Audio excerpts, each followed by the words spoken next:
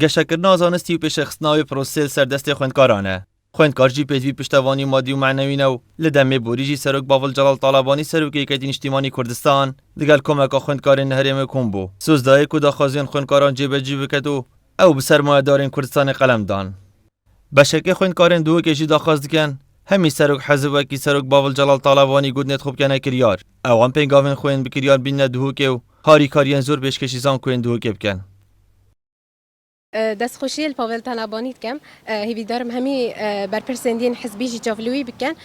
ڕاست دەستخۆشی لێت کەم بۆ بڕیاراتیادان بڕیارێکە جێ خدایە و ئەف بڕیارە سودمەند قوتابی هەمی سودمەند بن دوی بڕیارێدا و ئەم حەسێن یعنی ژبیلی یعنی هەمی کەس vۆن بڕیارۆدا بەشدار بن نەبەستنێ ئەو لایەنێن حەزبی و هەر کەسێکی نزیکە وەرزی سەرمایە بهێت خوێندکار پێوی بۆ ئامیرین گەرمکردنێنە و هەروەسا خەرجیا ڕۆژانە لەورا خوێندکارên دووکێ داخواز دکەن دەرماڵên wan li demê xwe da bihêne xerckirin û çavdan li pişkên wayên navxweyî da bihête kirin.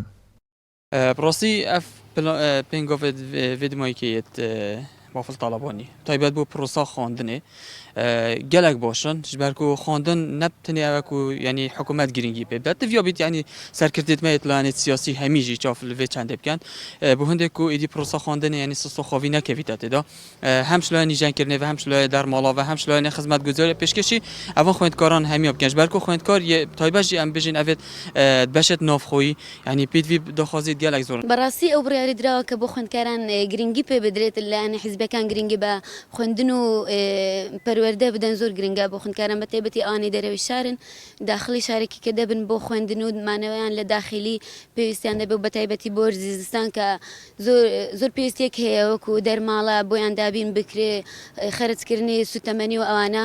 بڕاستی ئێکەش خاڵت گەرەکی گرنگە کۆ هاریکاریا قوتابیان بهێتەکردن بە تایبەتیژی خواندنا بلند قوتابیên زان کواژ ber ku millet bi xwandinê û zanînê pêşkevîtin lewra ev haleka geleka giring e ku zêdetir harîkariya qutobîyan bihêtekirin û piştevaniya wan bihêtekirin.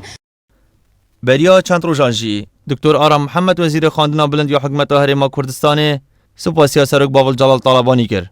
Ji bo wê palpiştiya madî ku li zankoyên herêmê û xwendkaran diket. O xwast hemî serok hizb mîna Serok Talabanî palpişt û piştevanên prosta xwandinê û xwendkaran bibin. لە دڵمەوە سوپاسی کاک پاڤڵ بکەم ئەو ئەرکەی و بەڕێزیان کردی ئەستۆ ئەرکێک بوو مەسەلێکی هەستێکی نیشتیمان پەروەری هەستێکی بەرزی نیشتیمانیانەی خۆی بوو لەم وڵاتەشە هەر کاک پاڤڵ سەرۆکی حزب نییە خەڵکی تریش سەرۆکی حزبە من هیوادارم ئەم مۆدێلەی کاک پاڤڵ مانگاوە بێتە کلتور لە هەرێمی کوردستان سەرۆکی حزبەکانی تریش بەشداری بکەن.